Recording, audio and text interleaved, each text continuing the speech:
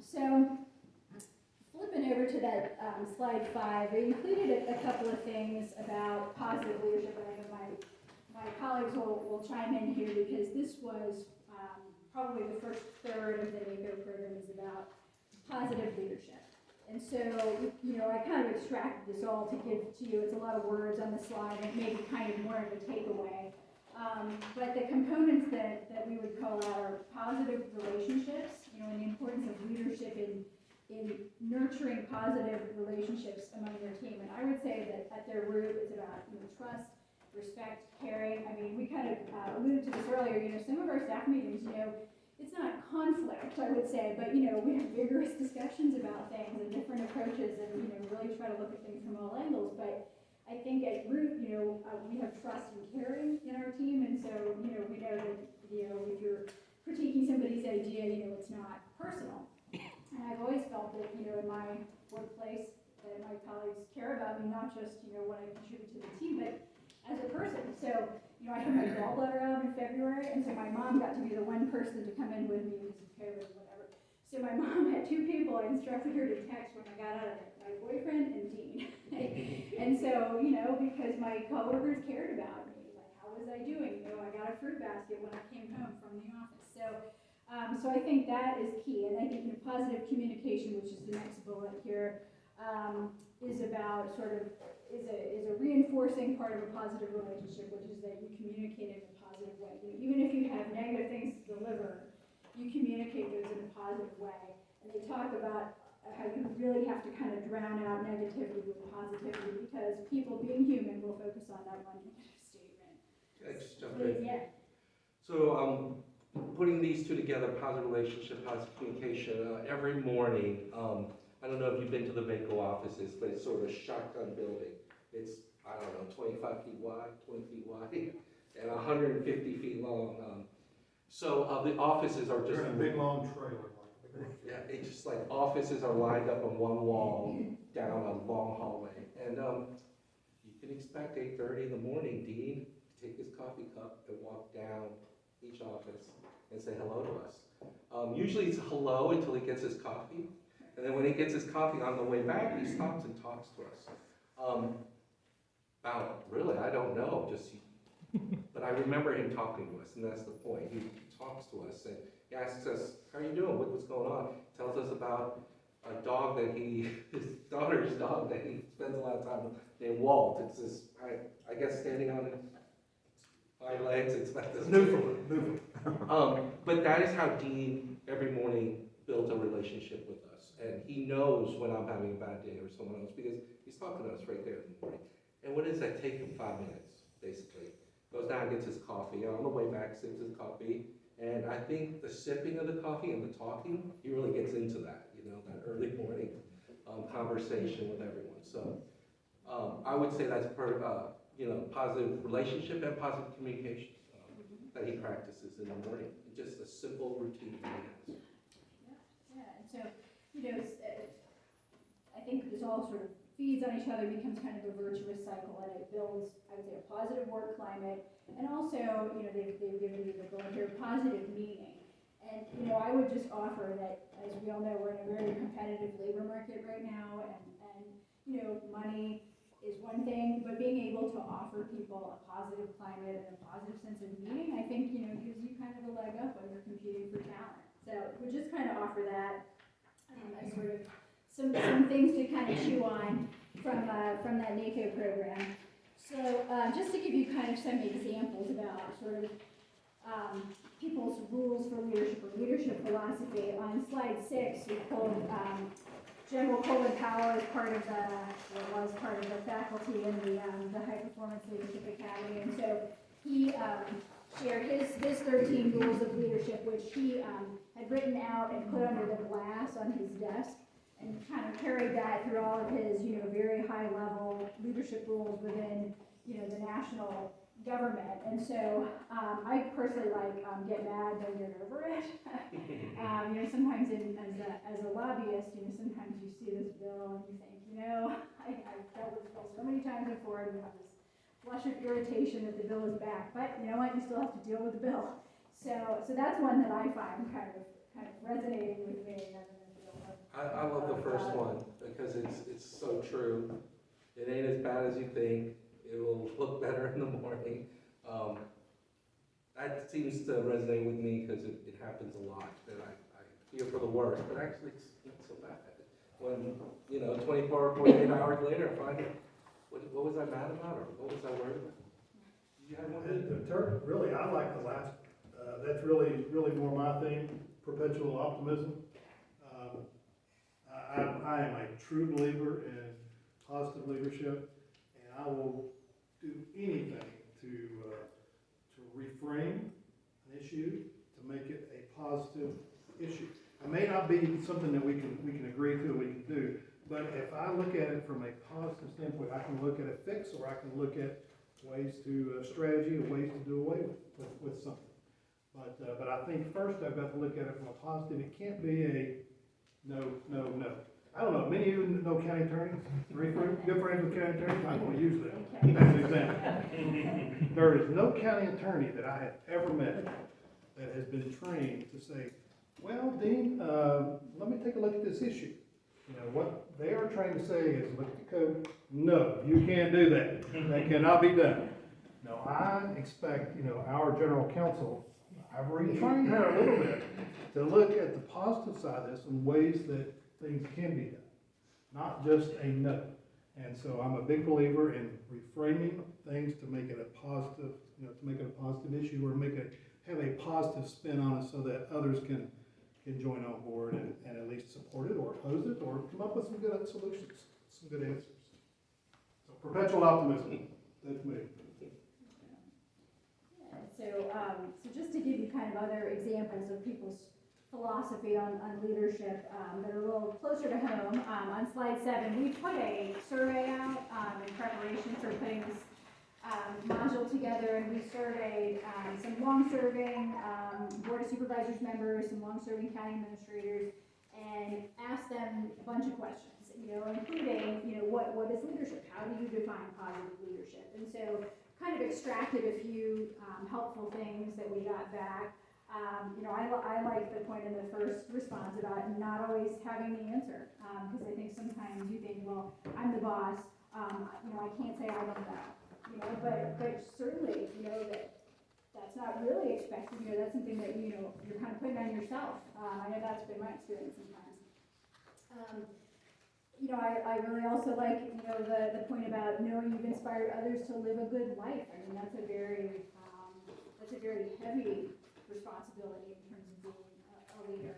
And then also, a leader showing other employees how to be successful. Because I think that's a big component of leadership too, is modeling how to be successful and bringing others along with you. So, so slide 8, Dean said, well, we're going to ask you here in a second to talk about your rules for leadership and your philosophy. Dean said, well, you've got to show them, you've got to tell them yours, you can't just ask them to share yours. So this is some things that I put together thinking about the NACO program, and also kind of just chewing on things, since I participated in the NACO program and have been kind of more conscious about leadership and what I aim for in my sort of professional and personal life. And so I included, leading by example, because I think you never know sometimes what impression you're leaving on somebody. Fostering a positive climate, supporting my teammates through wins and losses, striving to provide top-notch service to our members, because we can always improve. Striving to develop leaders and serve as a mentor. One day I came to the office and suddenly I wasn't the youngest person in the office anymore, And so I always thought, it's my turn to be the mentor now. Being committed to continuous learning and improvement, I think that's something we strive for at VACO. We invest in professional development and really try to get better all the time. And the last one is something I read, a newspaper column by David Brooks, and he talked about resume virtues and eulogy virtues. Resume virtues being, the skills that you bring to the marketplace. You want to be good at your job. That's what you all invest in. That's why you pay dues for it, But also be thinking about, what are people going to say at your funeral, And they may say, my husband said, she was a pretty good lobbyist, she finally figured out Excel. But hopefully they say, she supported her teammates, she was a good person, she was honest, she was brave, that kind of thing. So those are my thoughts on philosophy on leadership, and so I've talked a lot. We kind of sent, I think Gary was nice enough to send out some questions for you all to kind of marinate on in advance. And so one of those would be, what are your rules for leadership, and what influences have shaped your philosophy? Has your philosophy changed over time? So I want to kind of open the floor and see if anybody would like to volunteer some thoughts. Somebody wants to be great. Somebody will go first, all right. So I can say anything I want because, But I think that the first thing is to try to understand why the other person thinks what they think. If you think about it enough, if you try that hard enough, you might change your own mind, or at least be more resilient to other people's thoughts. I like that comment, and if I could add, when you're listening to someone talk, if I'm listening to my daughter and she has an issue, one of the first things that I do, I default to, how can I help her? How can I solve this problem? Rather than just listening to her. Or if I'm listening to someone that I may not like, I immediately jump to a judgment about what that person's saying. And I think you almost have to train yourself. What you say is, just listen. Don't try to problem solve it. Don't try to find a solution to, or don't interrupt them and say, but you could do this, or but this. Just listen. And to your point, after you listen, you can really understand maybe a little better where they're coming from, because you're listening without a filter, without judging, or without trying to solve their problem. If nothing else, you can realize what their motive is. The greatest show of respect, I think, is to show anybody is just to listen to them. That's absolutely right. And I had three that came to mind that have just sort of stayed with me because I've been through a couple of different things. But one of them was just stay true to your purpose, and then you stay true to your people, and then you do the right thing for the right reason, and you do it in the right way. And I figure if we can do that, if I can model that and successfully carry it out, other people can pick up too. And that's worked for you, right? That's awesome. There's another hand over there. Yeah, I was gonna say something that I think relates to Chris's point and relates to being a good listener. I find that it resonates with me to think, no matter how firmly I believe something, remember there's at least a small chance I could be wrong. That makes kind of looking for that to be, I think it helps in that listening. That's a great point. Back in 2000, when I was taught Colin Powell's rules, it was a different list. And one that's missing that I always lived by and worked very well for me is if your people aren't coming to you with their problems, you aren't leading them. And another one, I can't remember the exact quote, but it had to do with integrity. If you don't have integrity, people will not follow you. There should never be fears of of sharing information up the command chain. There should be never fear for sharing information or for asking a question up the chain of command. There should never be a fear. But obviously, he refined his rules over the last 20 years. Yeah. Which is interesting in and of itself. That's part of being a leader. Yeah, you can change your mind and revise things. I mean, which is a question I also would throw out is, have you changed your philosophy over time? Have you done things differently based on experiences that you've had? Who shaped those philosophy? That's a good question. So before we go to the cohorts, should I just do the team building? Can I throw in one before we leave that? Yeah. One of the things that, in my own personal working at VACO, as executive director, CEO, it's not all about just the business, it's not all about advocacy, it's not all about just education.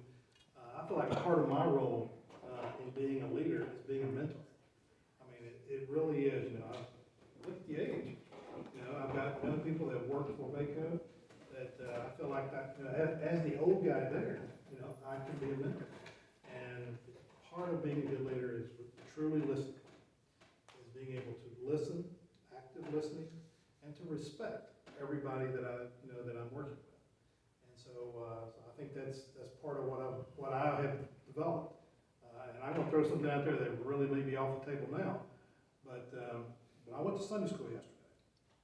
And Ezekiel 25, that was what our Sunday school lesson was on. It was about being a shepherd. And believe it or not, you know, everything in that verse told me that part of what I'm doing is I am a shepherd. You know, I look out for, the shepherd looks out for the flock. And that's what Ezekiel was all about. And somehow that just spoke to me and said, okay, you know, that's really what I am. I am a mentor. And I need to continue to be that, continue to learn, continue to listen to my Vaco people, and try to be a helping hand when I can. And so, you know, I've got lobbyists that cover everything from finance to HHR. And my job is to support them in what they do.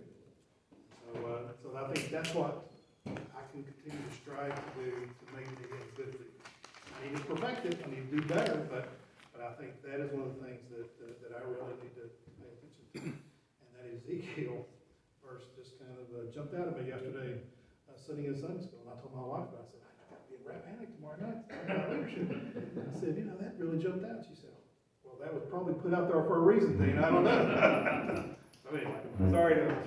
Yeah, that's great. So, yeah, so we're gonna kind of mix things up a little bit, and we're gonna ask you to get into groups of three. Yeah, let's get Okay, groups of three. And so you've gotten, on slide 9, there's a couple of questions for you to talk about in your little group of three, which is what are the top 4 traits of good leaders, and develop an agreed upon list with your group, and then rank them in priority order. So this is going to be kind of a project of having a meeting of the minds. And so there's a blank slide for you to take notes, and we've got extra pens if you need one. You want to, is Coach Carter going to count off, or how?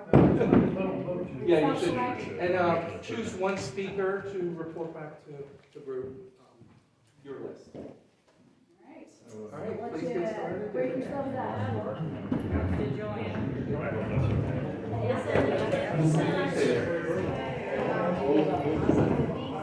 Y'all got a group of Bill? Did you want to join a group? Come down. Please have some.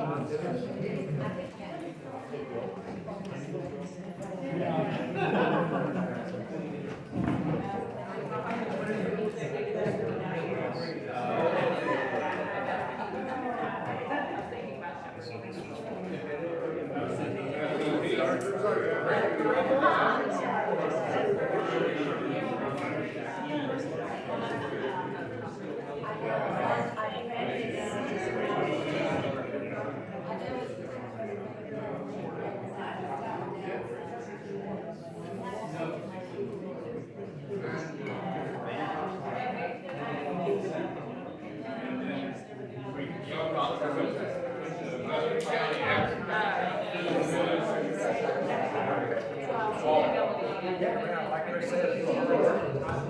like Chris said, you're a hard worker.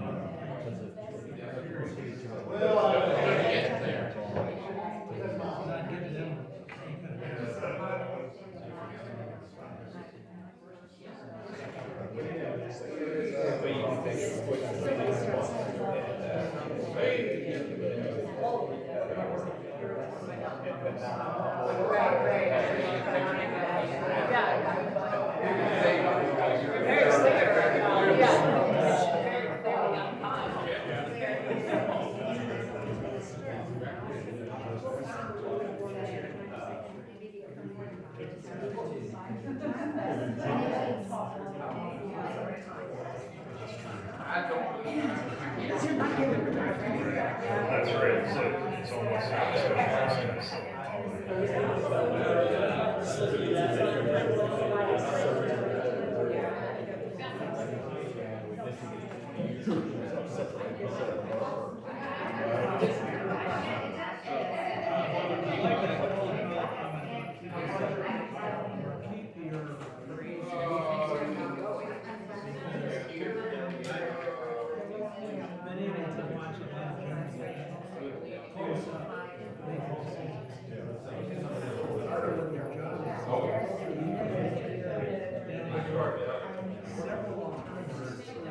That's something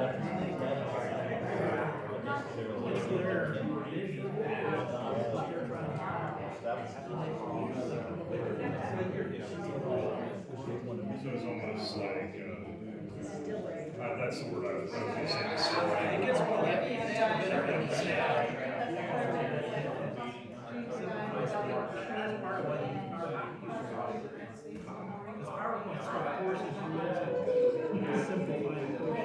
guys, I always felt like they're in all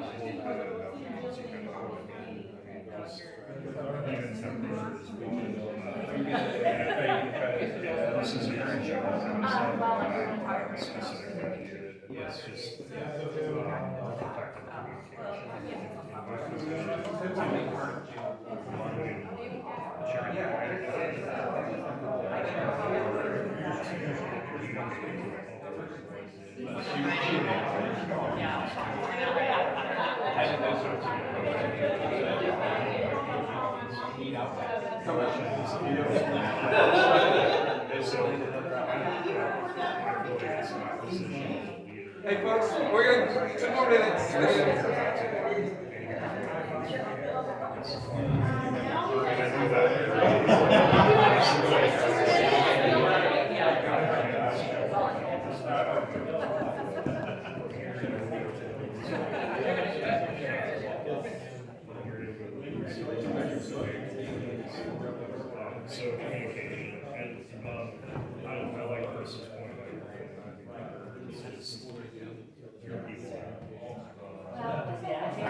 will tell you, I mean, Except for John. when I go back and watch videos of those just to check There's so many.